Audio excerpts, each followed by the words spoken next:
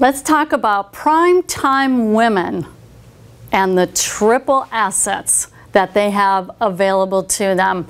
This is a very potent group that you need to pay attention to, not only because of their sheer economic power, but more so, and please get this, the influence that they yield is enormous. It is reshaping the culture. In fact, it's kind of interesting. Just today, in one of my discussion boards that I have in my Facebook account, one of the women, I happen to know she is a primetime woman, was asking this question. Well, what about the younger women?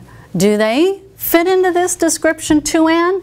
And I answered it, and I said, without a doubt, yes, and then some.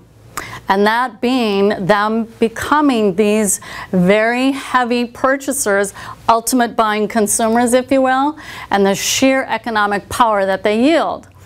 All right, so let's dig a little deeper into the specifics of the primetime women so you get the full import of what this means for your bottom line.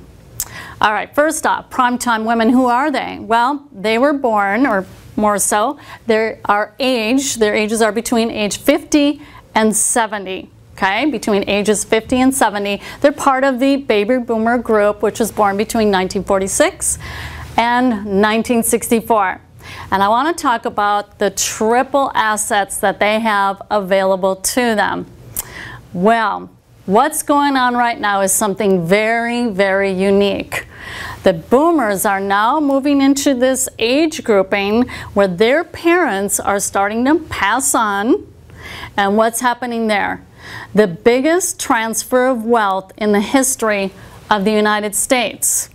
So if you look at a household, male-female household, here's what happens. The husband is receiving his parents' wealth when those parents pass on, and the female is receiving her parents' wealth when her parents pass on. But pay attention to this interesting stat. Did you know that the average woman is widowed by age 67? The average woman is widowed by age 67, and she lives another 15 to 18 years past her male counterpart. So what happens after that? Well, remember, the husband received his wealth from his parents that passed on. Well, she's going to receive that wealth and his wealth for, let's say, pensions on over to her. So we've got two scoops, and then there's her parents. And remember, the woman outlives the man, the male counterpart, by 15 to 18 years. But it gets way bigger than that. And it's all because, or a result of, World War II. Back 1939 to 1945, and what that did to the culture then, and what's happened as a result now. And that is, women got into the workforce. They were sent into the factories while the men were off to war. And the women found out something. They found out that they were competent. They were capable of working outside the home. And many, of course, were still raising children. They were able to multitask and do it very effectively. In fact, scientific studies have proven women are far more capable at multitasking.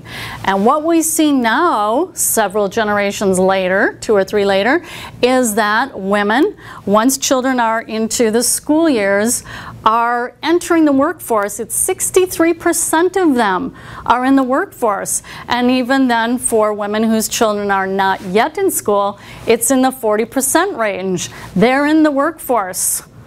So what does that mean for the primetime women, ages 50 to 70? Well, they are not your grandmother. These women are more energetic, more empowered, more resourceful, more filled with ambition and zeal than previous generations. And this is kind of all a domino effect as a result of World War II. That was a game changer in our culture and how it affected women. So now we see these primetime women receiving all these assets, plus they're making lots of money. So what does that mean for you? This is a group to pay attention to. Now, especially for this reason, is, as you know, the economy is down, isn't it? And the discretionary income is tighter.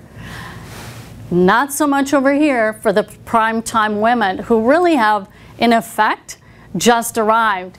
In fact, did you know a study revealed for all the startup businesses over the last decade, 70% were started by women. 70% over the last decade. I hope you're sitting up in your chair right now.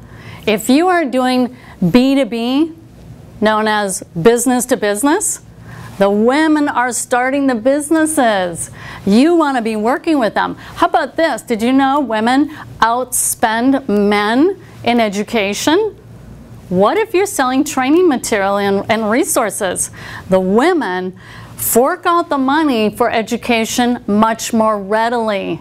Okay, when college education, MBAs, PhDs, it's the women outnumbering the men. Are you seeing the trend? Are you seeing the shift? You want to pay attention to them. So with that, I would like to invite you into the discussion area to let me know what that means for you and your business, paying attention to this huge group that is driving the economy and what you can do to adjust your marketing to accommodate these women. I'll meet you over there in the discussion area.